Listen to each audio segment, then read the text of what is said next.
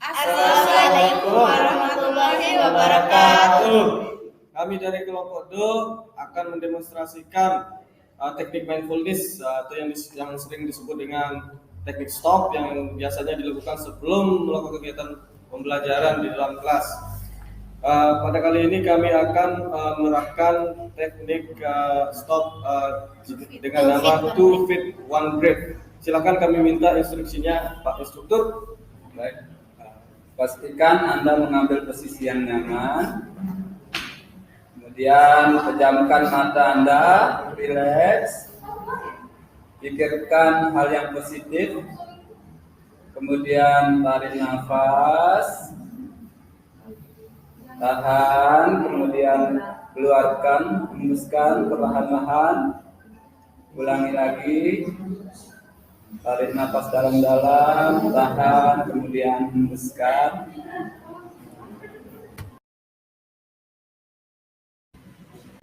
Perkenalkan, nama saya Rima Rahmati Walidaini. Di sini saya akan membahas mengenai kasus pertama, yaitu tantangan bagi guru untuk menjadi teladan dalam sosial emosional. Tantangan yang pertama yaitu self-awareness atau kesadaran diri. Guru perlu memiliki kesadaran diri yang tinggi tentang emosi dan perilaku mereka sendiri, serta kemampuan untuk mengelola emosi mereka dengan baik. Kesadaran diri ini memungkinkan guru untuk mengidentifikasi dan mengelola emosi mereka sendiri yang pada gilirannya dapat membantu mereka memahami dan merespon dengan bijak emosi siswa. Yang kedua adalah self-management atau manajemen diri. Mengatasi kesulitan dalam kelas, guru harus bisa mengatasi kesulitan di kelas dengan tenang dan bijaksana, sehingga siswa dapat melihat dan meniru cara guru menghadapi konflik dengan baik. Hal ini dapat membantu siswa belajar cara mengelola emosi mereka sendiri dalam situasi yang menantang. Yang ketiga adalah relationship skill atau keterampilan sosial. Mengembangkan hubungan yang positif. Guru harus membangun hubungan positif dengan siswa dan menunjukkan empati pada siswa mereka. Ini akan membantu siswa merasa nyaman untuk berbicara tentang perasaan mereka, mengelola konflik dengan baik, dan membangun keterampilan sosial emosional mereka. Yang keempat adalah responsible decision making, mendorong pemecahan masalah dan pemikiran kritis. Guru harus mendorong siswa untuk berpikir kritis dan memecahkan masalah dengan baik, serta mempertimbangkan emosi dan perasaan orang lain dalam proses tersebut. Ini akan membantu siswa mengembangkan keterampilan sosial emosional yang penting dalam kehidupan mereka. Yang kelima adalah social awareness, mengatasi kesulitan dalam kelas. Guru harus bisa mengatasi kesulitan di kelas dengan tenang dan bijaksana, sehingga siswa dapat melihat dan meniru cara guru menghadapi konflik dengan baik. Hal ini dapat membantu siswa belajar cara mengelola emosi mereka sendiri dalam situasi yang menantang. Dari tantangan-tantangan tersebut, dapat disimpulkan bahwa secara keseluruhan, menjadi teladan dalam sosial emosional bagi siswa memerlukan kesadaran diri, keterampilan mengelola konflik, kemampuan membangun hubungan yang positif, mendorong pemikiran kritis dan pemecahan masalah, serta kemampuan untuk mengatasi perbedaan budaya.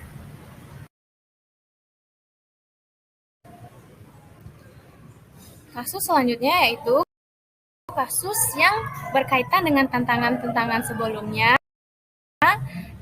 Pada pengalaman Anda mengamati proses belajar dan mengajar yang pernah diikuti,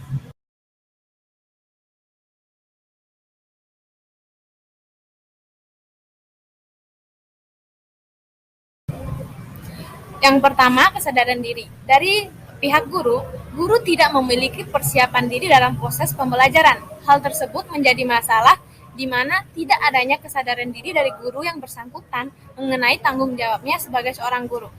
Dari siswa, peserta didik tidak memiliki persiapan dalam mengikuti pembelajaran.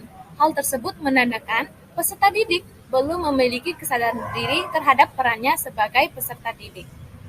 Selanjutnya, manajemen diri.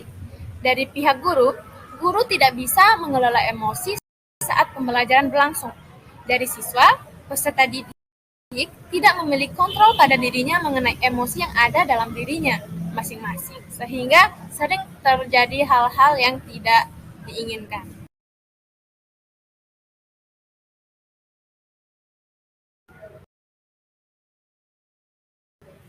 Baiklah Bapak Ibu, rekan-rekan semuanya, saya adalah orang yang selanjutnya yang akan mencoba memaparkan terkait pembahasan yang kami konsentrasikan, yaitu pengambilan keputusan yang bertanggung jawab. Dari pihak guru persoalannya itu bisa jadi guru tidak tegas dalam hal membuat aturan kelas selama proses pembelajaran berlangsung. Dari siswa, peserta didik tidak bisa memenuhi tugas yang diberikan dengan baik. Dalam artian seringkali peserta didik mengumpulkan tugas tidak tepat waktu atau tidak sesuai yang disepakati antara guru dengan siswa. Mereka membuatnya secara asal-asalan juga, itu bisa jadi. Kemudian yang selanjutnya yaitu kasus kesadaran sosial atau kompetensi yang berhubungan dengan kesadaran sosial. Dari pihak guru misalnya, permasalahan yang bisa saja timbul itu seringkali guru tidak bisa menerima kekurangan dari peserta didik. Seperti halnya guru tidak bisa mentolerir keterbatasan kemampuan atau pengetahuan yang dimiliki oleh peserta didik. Padahal itu adalah suatu hal yang penting karena kita mengutamakan sesuatu yang istilahnya pembelajaran berdiferensiasi. Berdiferensiasi bisa jadi mereka berbeda pemahaman, tingkat atau level pemahaman terhadap materi. Kemudian dari segi siswa, bisa saja persoalan yang timbul itu seringkali siswa itu acuh terhadap temannya yang membutuhkan bantuan, misalnya dalam hal pelajaran, seperti saat temannya belum bisa memahami materi yang diajarkan. Terkadang siswa hanya sibuk sendiri atau memang dia ingin membantu tetapi ada rasa yang tidak nyaman terhadap teman. Bagian selanjutnya yaitu berhubungan dengan keterampilan sosial, baik dari segi peserta didik maupun dari guru. Persoalan yang bisa saja timbul itu dari guru misalnya. Guru tidak bisa menempatkan dirinya dengan tepat. Maksudnya, guru tidak bisa membangun hubungan yang positif dengan peserta didik. Hubungan ini bisa saja terjadi ketika interaksi atau ketika di dalam kelas maupun di luar kelas. Sehingga peserta didik tidak jarang diabaikan oleh guru. Kemudian dari segi siswa, peserta didik tidak bisa menjalin hubungan yang baik dengan teman-temannya, teman kelasnya. Atau seringkali memilih untuk menyendiri. Kemudian di bagian selanjutnya, bagaimana sekolah misalnya mendukung pembelajaran sosial emosional. Itu akan mengarahkan kita dalam menerapkan pembelajaran sosial emosional. Terdapat berbagai macam teknik yang dapat dilakukan. Teknik-teknik ini dapat diterapkan dalam 3 ruang lingkup, misalnya itu bagaimana kerutinan kita, bagaimana terintegrasinya dalam mata pelajaran dan protokol seperti tata tertib dan kebudayaan di sekolah misalnya. Penerapan pembelajaran sosial emosional secara rutin merupakan penerapan yang terjadwal. Misalnya, kegiatan rutin yang dilakukan di sekolah seperti kegiatan membuat lingkaran pada pagi hari di mana masing-masing siswa menulis atau menyampaikan apa yang akan dicapai selama belajar pada hari tersebut. Kemudian di pembahasan selanjutnya,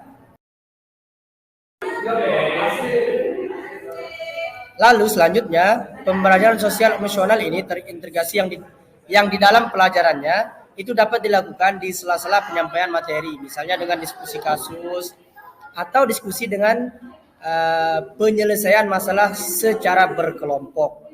Sementara lingkup protokol tadi, tata tertib misalnya atau budaya, adalah penerapan PSE yang sudah menjadi kegiatan sekolah, yang sudah menjadi tata tertib gitu, dan kebijakan sekolah yang berkaitan dengan pembelajaran sosial emosional yang akan kita tekankan.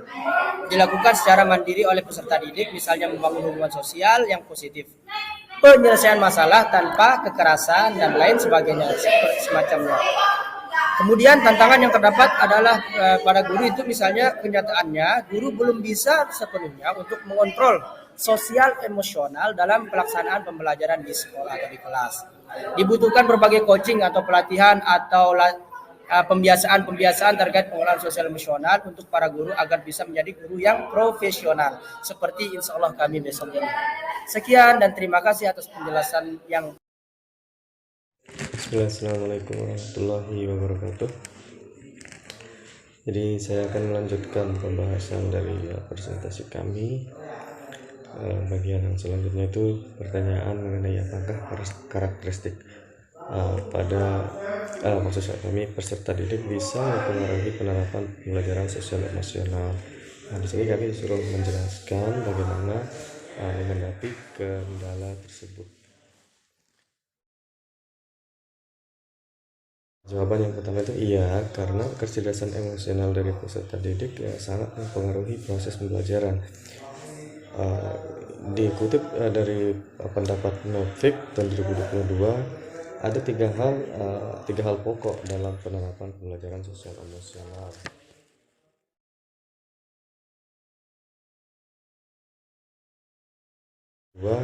Ada tiga hal pokok dalam penerapan pembelajaran sosial emosional. Yang pertama itu kepedulian ya. Selama pembelajaran, hubungan warga kelas, yaitu guru, instruktur, dan siswa adalah hal yang sangat penting yang bisa membuat siswa mengekspresikan diri atau mengeksplorasi kelas. Kemudian yang kedua itu emosi. Siswa yang belajar dengan situasi yang menyenangkan akan cenderung menikmati kelasnya. Jadi ketika situasi itu bisa mempengaruhi emosi dan bisa mempengaruhi proses pembelajaran. Situasinya nyaman, maka proses pembelajarannya akan lancar dan baik. Yang ketiga itu ya tujuan yang akan dicapai dan pemecahan masalah. Di sini maksudnya tujuan pembelajaran dan fungsi aktivitas yang dilakukan oleh guru dan siswa itu harus dipahami supaya bisa dicapai keberhasilannya. Kemudian ada tiga hal pokok dalam penerapan hasilnya.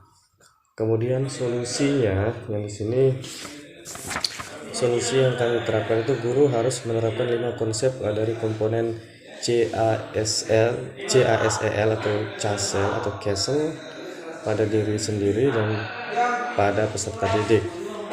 Kemudian selanjutnya guru harus memetakan kompetensi sosial emosional yang terkait latar belakang dengan mempertimbangkan latar belakang, kebutuhan, dan tahap perkembangan peserta didik. Jadi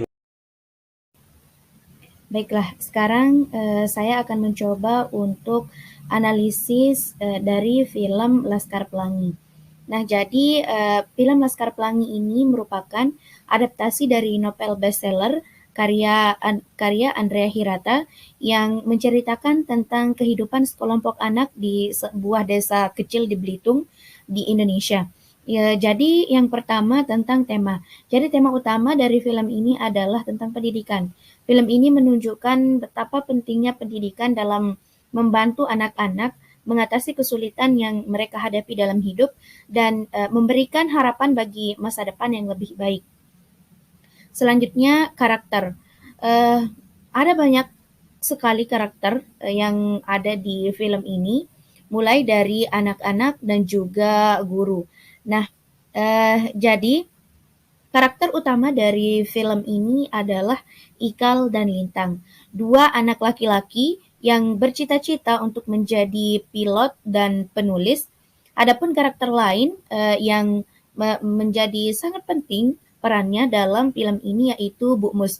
Bu Mus ini adalah guru yang membantu dan memotivasi mereka dalam belajar dan hidup. Selanjutnya tentang setting. Jadi film ini berlatar di sebuah desa kecil yang seperti yang saya katakan tadi di Belitung, Indonesia, yang yang desa ini dipenuhi dengan pantai berpasir putih dan keindahan alam lainnya. Ada selanjutnya plot atau alur dari film Laskar Pelangi. Jadi film ini mengikuti kisah kehidupan sekelompok anak dari awal mereka masuk sekolah sampai mereka lulus sekolah dasar. Adapun plot utama film ini adalah tentang bagaimana usaha dari anak-anak tersebut dan guru-guru untuk menjaga sekolah mereka tetap berjalan dan mencari cara agar mendapatkan dana untuk memperbaiki gedung sekolah mereka yang rusak. Selanjutnya tentang pesan. Jadi ada beberapa pesan yang disampaikan dalam film Laskar Pelangi ini. Yang pertama tentang bagaimana pentingnya pendidikan. Jadi pendidikan adalah kunci meningkatkan kualitas hidup. Kemudian yang kedua, kesederhanaan dan kerja keras adalah kunci untuk mencapai impian. Yang ketiga, setiap anak memiliki potensi untuk sukses. Walaupun mereka mempunyai latar belakang yang berbeda, tapi mereka punya potensi masing-masing untuk mencapai kesuksesan. Terus yang terakhir tentang persahabatan, kebersamaan, dan semangat gotong royong dapat membantu anak-anak tersebut mengatasi kesulitan hidup yang mereka hadapi. Adapun yang ketiga tentang gaya penceritaannya.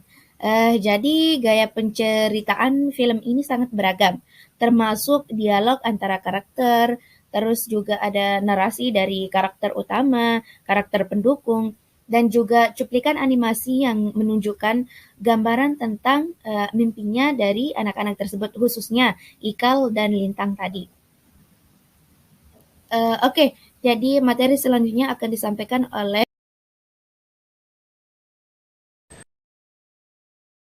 Baik, yang selanjutnya adalah pembelajaran yang dapat diambil dari film Laskar Pelangi. Jadi ada beberapa pelajaran yang dapat kita ambil dari film Laskar Pelangi. Di antaranya adalah film Laskar Pelangi itu mengajarkan nilai-nilai penting seperti pentingnya pendidikan, kerja keras, persahabatan, dan semangat gotong royong.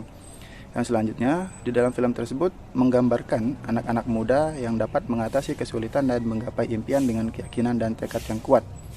Dan yang ketiga, saling tolong-menolong dalam setiap masalah yang dihadapi. Yang terakhir, selalu bersyukur atas apa yang dimiliki.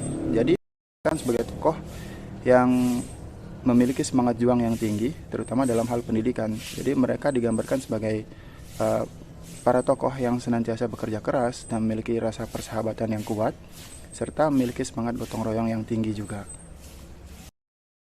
Baik, di slide selanjutnya ini merupakan